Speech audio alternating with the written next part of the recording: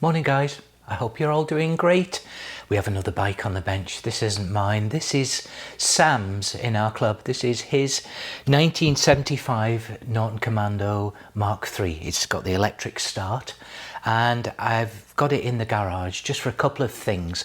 The first one, we're going to clean up the carburetors, so take them apart, disassemble them, put new gaskets on them, thoroughly clean them before I put them back on the bike. The reason for that is we were over at Sam's house recently. He's just had this RGM 13mm rebore kit fitted and we noticed that his throttle was a little tight. It's been a while since this bike ran, and so I offered to have him bring it over so that I could take a look at his carburetors. The other item is I'm going to give it an oil change for him, and then I've spotted a couple of things that need some attention while I'm having a quick initial walk around the bike that I'll show you as we go along. As always, right, you know, a couple of little jobs turns into a bit more, but it would be nice to just get those sorted out so that he can ride this bike on the road this spring. I hope you'll enjoy this video and I'll see you again next week. Start by removing the fuel lines.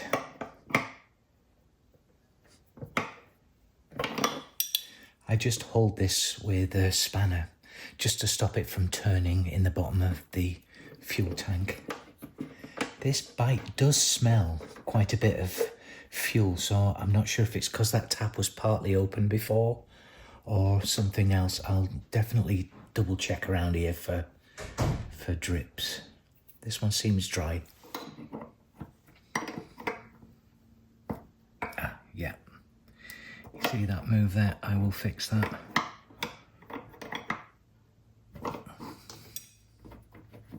Yeah, it's that. This one's wet. Might be that that tap wasn't closed properly. I could smell it as soon as the bike came in the garage. That's quite wet. Yeah. Next job is to remove the fuel tank.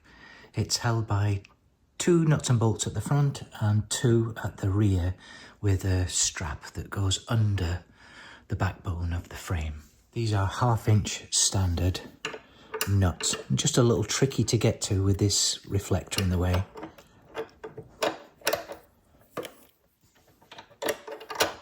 You have to watch the paintwork here as well.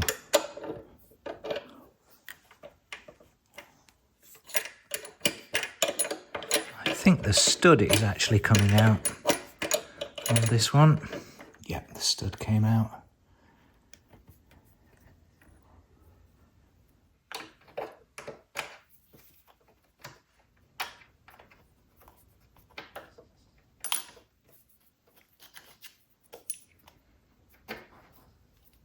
The rear 2 you almost have to do by feel because they're tucked under there. Then you just have to be real careful you don't catch the skirt of your tank or this. Takes about 4,000 quarter turns, and then the bracket is right there. You can just pull down so that it's loose when you take the tank off.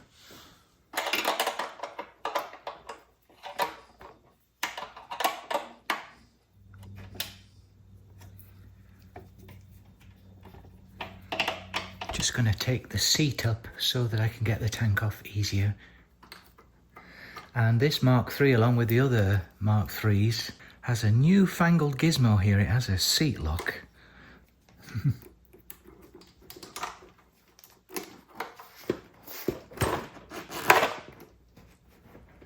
And the seat hinges over on this model.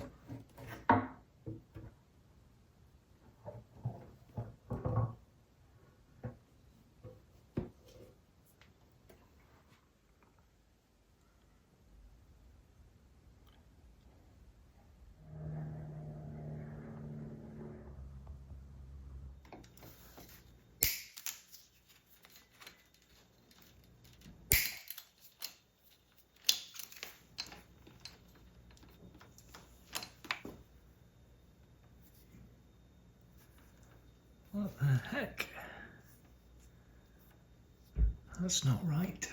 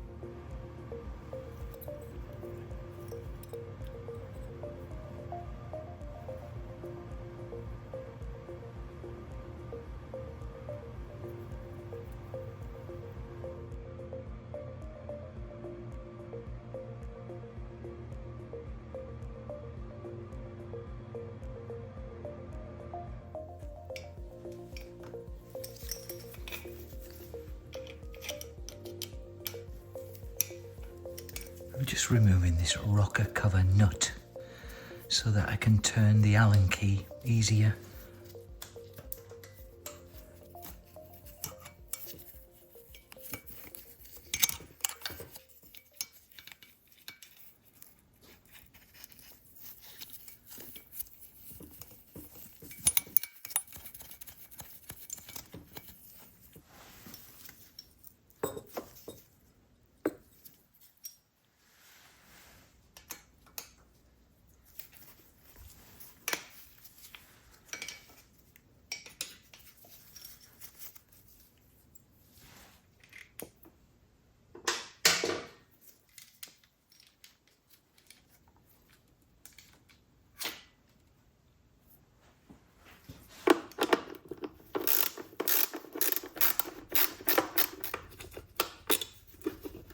Hey.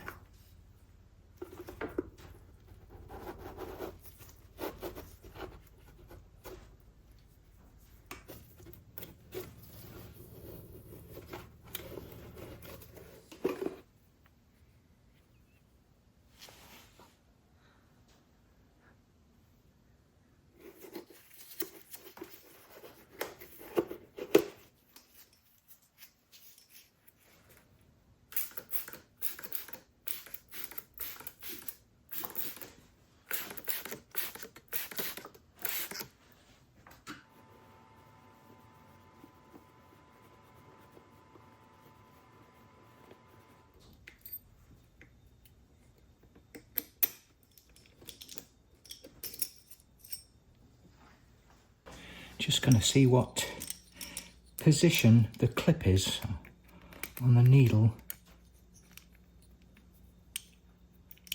It looks like it's on the top of the 3 grooves. If that's the standard, I'll obviously double check this on the Mark III.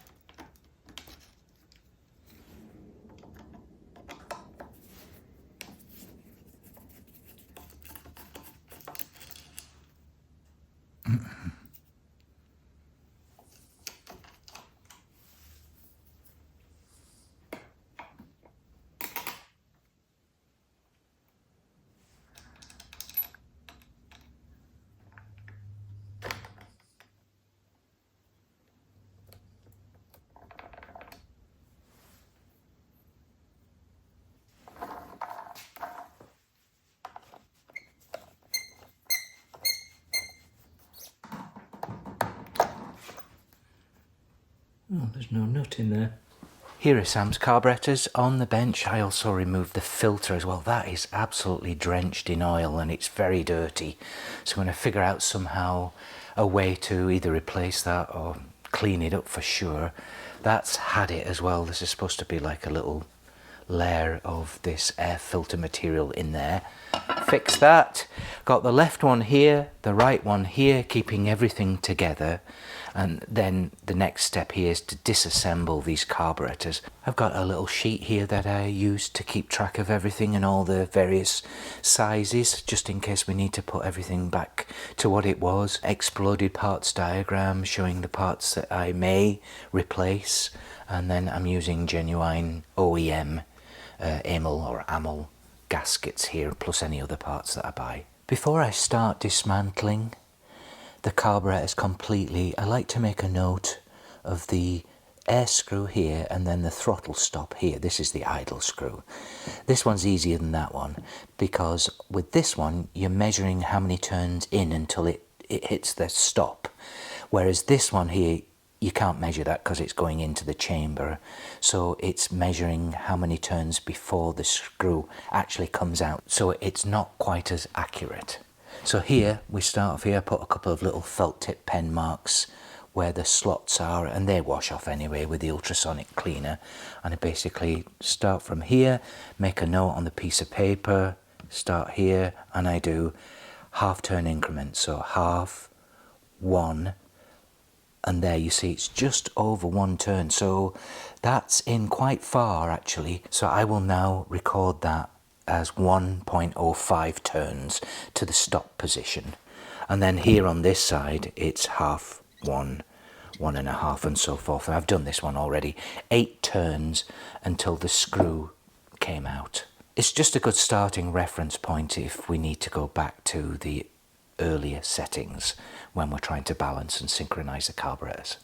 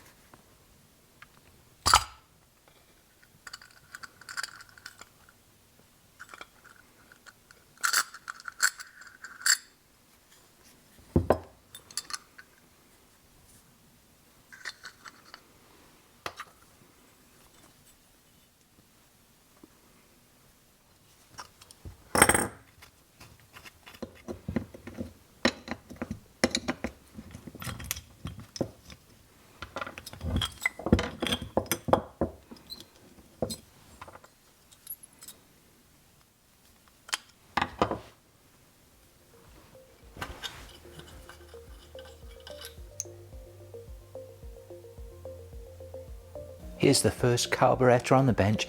I don't do this every time, but I have exploded all the parts just like the diagram here, just to give you a sense of how everything goes together again.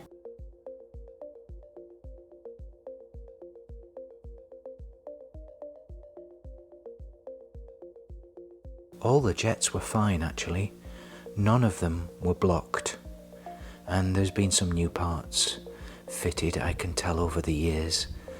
The gaskets and the O-rings will need replacing, and I may even replace those pipes because they don't look too great.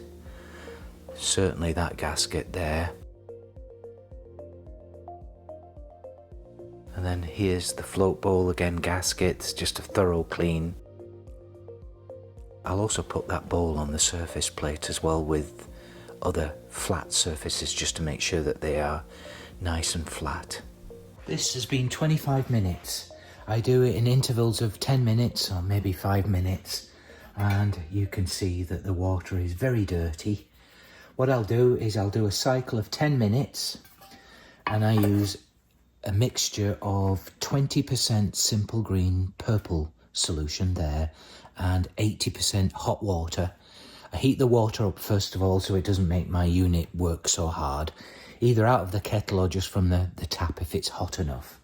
And then I do 10 minutes and then I just stir it with just a, I've got a drift here that's alloy so it doesn't scratch any of the parts.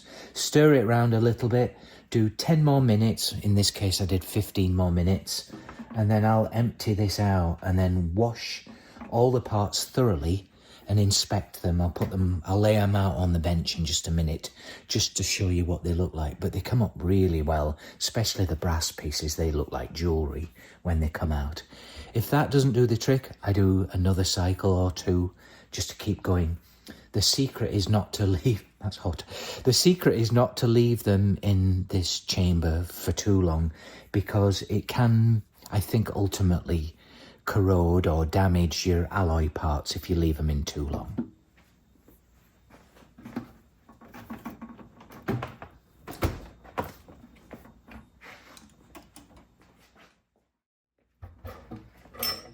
Some of these parts will just need further work, with scrapers and brass brushes.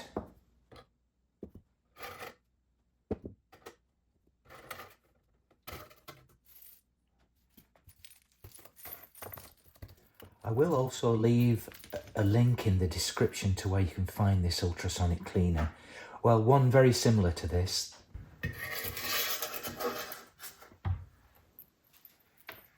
So I'll just give these all a good wipe down, and I use compressed air to blow out all the airways in the carburetor. Here's everything after an initial inspection.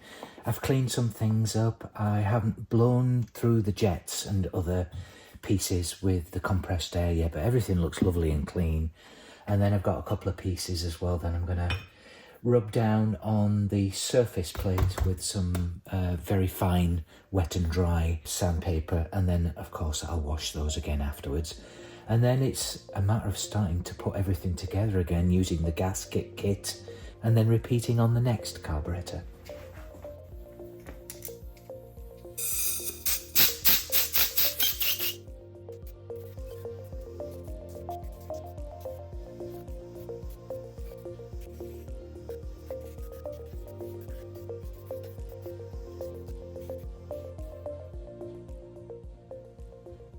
You may remember that when I was taking this carburetor off, the throttle valve, or the slide, the piston here, was a little sticky. It wouldn't pull out as easy as the other one.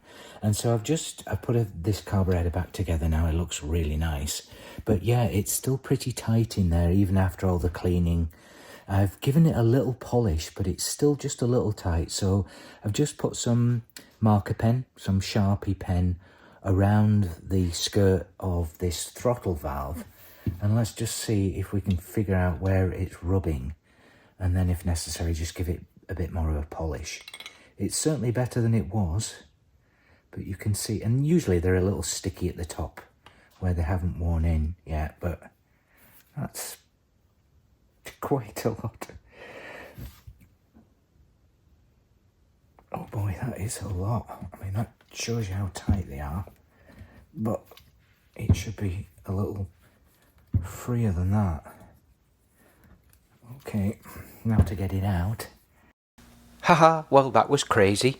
I couldn't get it out. I actually had to use my heat gun. I'm not sure if the felt tip pen acted as some kind of adhesive in there. Anyway, I finally got it out, and I did see some score marks as well, or some rubbing marks. So I've put a little bit of very fine sandpaper on a couple of spots, and then polished it all up again. And so now this fits in here just great. And it's not wobbling around. It's not like I've made it too slack, but you can see now that it's significantly better than it was. It goes all the way up and down now, so this should be a really nice throttle at the handlebars.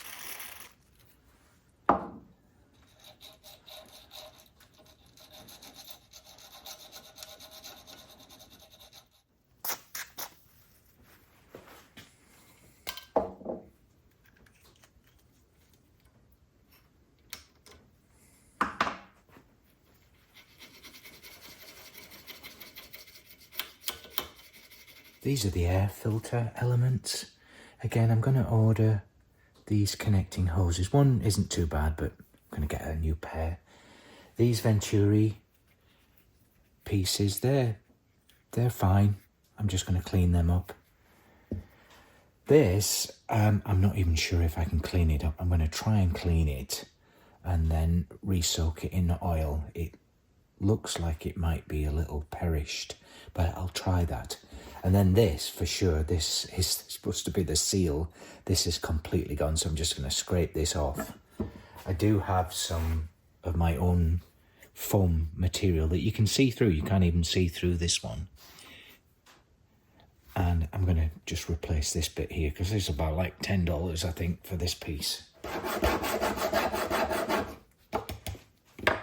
These Venturis are fine. I just cleaned them up.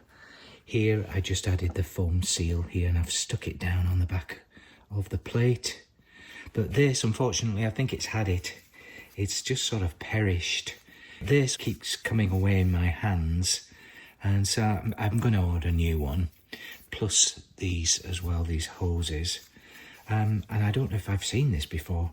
I know on my Mark IIA, it's like a metal, just a mesh frame, but this is actually, it's metal and cut out like that. It's far more sophisticated. So I'm sure someone could just simply buy a piece of the foam and make a custom made foam filter.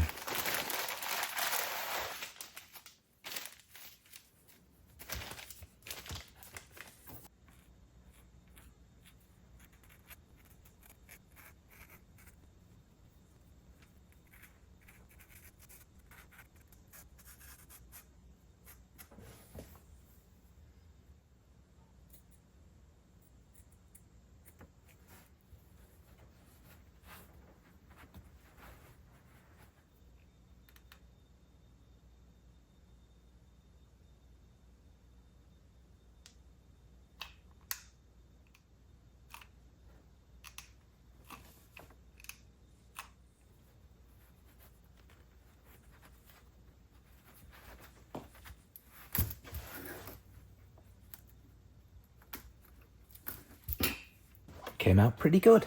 Quite happy with that. Just used the hot glue gun and it's nice and tight and just the same sort of thickness, so all I need to do now is give this a bit of a spray.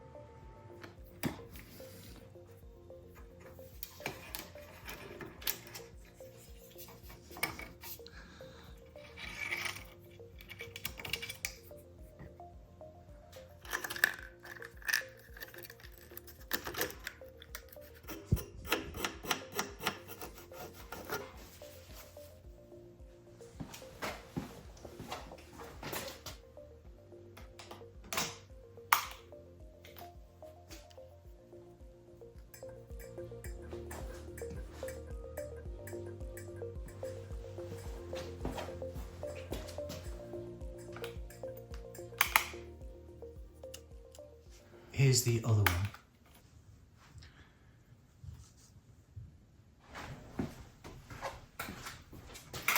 Let's take a look at that flasher unit.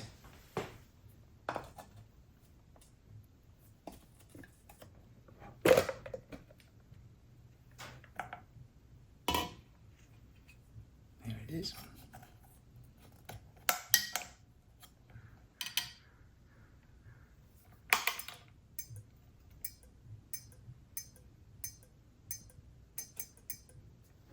Oh, I thought that was it. Okay, I'll change this flasher unit. I've got a new one, just to see if it's as simple as that.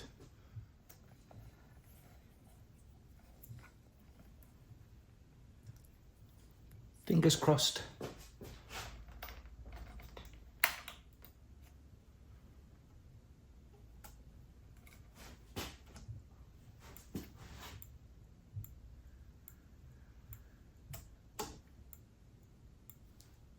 Voila.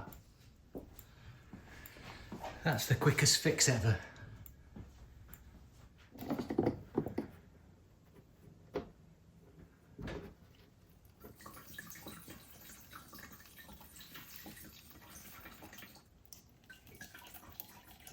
About the same.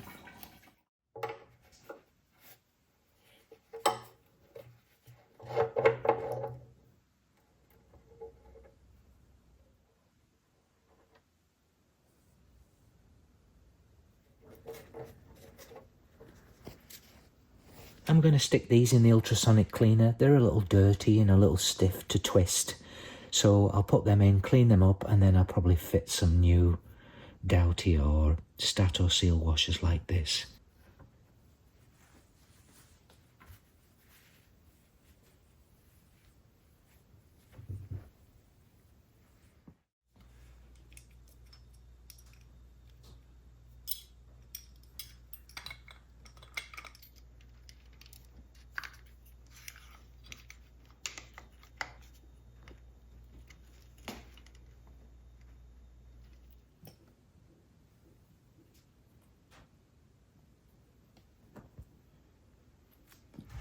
Okay, that is one side on, and that boot there is one tricky little devil to get on. This is one of the main reasons, I think, why they chucked these air boxes.